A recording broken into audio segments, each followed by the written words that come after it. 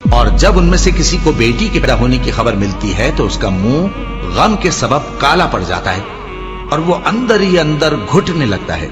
اور اس خبر بد کے سبب جو وہ سنتا ہے لوگوں سے چھپتا پھرتا ہے، سوچتا ہے کہ آیا ذلت برداشت کر کے لڑکی کو زندہ رہنے دے یا زمین میں گاڑ دے۔ دیکھو یہ جو تجویز کرتے ہیں بہت بری ہے، اور اسی کی نشانیوں میں سے ہے کہ اس نے تمہارے لیے تمہاری ہی جنس کی عورتیں پیدا کی تاکہ ان کی طرف مائل ہو کر آرام حاصل کرو، اور تم میں محبت اور مہربانی پیدا کر دی۔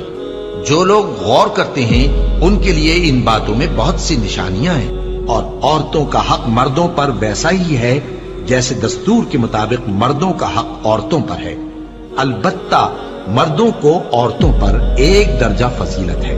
اور اللہ غالب ہے، صاحب حکمت ہے۔ اے پیغمبر صلی اللہ علیہ وآلہ وسلم، اپنی بیویوں اور بیٹیوں اور مسلمانوں کی عورتوں سے کہہ دو کہ باہر نکلا کریں تو اپنے چہروں پر چادر لٹکا کر گھونگھٹ نکال لیا کریں، یہ چیز ان کے لیے موجب شناخت و امتیاز ہوگی تو کوئی ان کو ایذا نہ دے گا، اور اللہ بخشنے والا ہے، مہربان ہے۔ اور کسی مومن مرد اور مومن عورت کو حق نہیں ہے کہ جب اللہ اور اس کا رسول کوئی بات طے کر دیں تو وہ اس کام میں اپنا بھی کچھ اختیار سمجھے،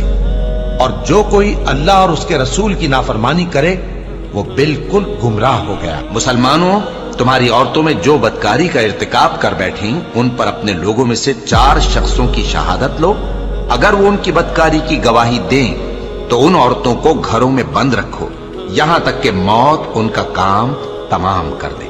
یا اللہ ان کے لیے کوئی اور سبیل پیدا کرے۔ اور جو 2 مرد تم میں سے بدکاری کریں تو ان کو ایذا دو، پھر اگر وہ توبہ کر لیں اور نیکوکار ہو جائیں تو ان کا پیچھا چھوڑ دو، بے شک اللہ توبہ قبول کرنے والا ہے، مہربان ہے۔ اور جس چیز میں اللہ نے تم میں سے بعض کو بعض پر فضیلت دی ہے اس کی تمنا مت کرو، مردوں کو ان کاموں کا ثواب ہے جو انہوں نے کیے، اور عورتوں کو ان کاموں کا ثواب ہے جو انہوں نے کیے، اور اللہ سے اس کا فضل و کرم مانگتے رہو، کچھ شک نہیں کہ اللہ ہر چیز سے واقف ہے۔ مرد عورتوں پر حاکم ہے اس لیے کہ اللہ نے بعض کو بعض سے افضل بنایا ہے، اور اس لیے بھی کہ مرد اپنا مال خرچ کرتے ہیں، تو جو نیک بیویاں ہیں وہ فرمانبردار ہوتی ہیں، اور ان کے پیٹھ پیچھے اللہ کی حفاظت میں مال و آبرو کی خبرداری کرتی ہیں۔ اور جن عورتوں کی نسبت تمہیں معلوم ہو کہ سرکشی اور بدخوئی کرنے لگی ہیں تو پہلے ان کو زبانی سمجھاؤ، اگر نہ سمجھیں تو پھر ان کے ساتھ سونا ترک کر دو، اگر اس پر بھی باز نہ آئیں تو زد و کوب کرو، پھر اگر تمہارا کہنا مان لیں تو پھر ان کو ایذا دینے کا کوئی بہانہ مت ڈھونڈو، بے شک اللہ بہت اونچا ہے، بڑا ہے۔ مومنوں، تم کو جائز نہیں کہ زبردستی عورتوں کے وارث بن جاؤ، اور دیکھنا اس نیت سے کہ جو کچھ تم نے ان کو دیا ہے اس میں سے کچھ لے لو، انہیں گھروں میں مت روک رکھنا، ہاں اگر وہ کھلے طور پر بدکاری کی مرتکب ہوں تو اور بات ہے، اور ان کے ساتھ اچھی طرح سے رہو سہو، پھر اگر وہ تم کو ناپسند ہوں تو عجب نہیں کہ تم کسی چیز کو ناپسند کرو، اور اللہ اس میں بہت سی بھلائی پیدا کر دے۔ بدکاری کرنے والی عورت اور بدکاری کرنے والا مرد جب ان کی بدکاری ثابت ہو جائے تو دونوں میں سے ہر ایک کو 100 درے مارو، اور اگر تم اللہ اور روز آخر پر ایمان رکھتے ہو تو اللہ کے قانون کو نافذ کرنے میں تمہیں ان پر ہرگز ترس نہ آئے، اور چاہیے کہ ان کی سزا کے وقت مسلمانوں کی ایک جماعت بھی موجود ہو۔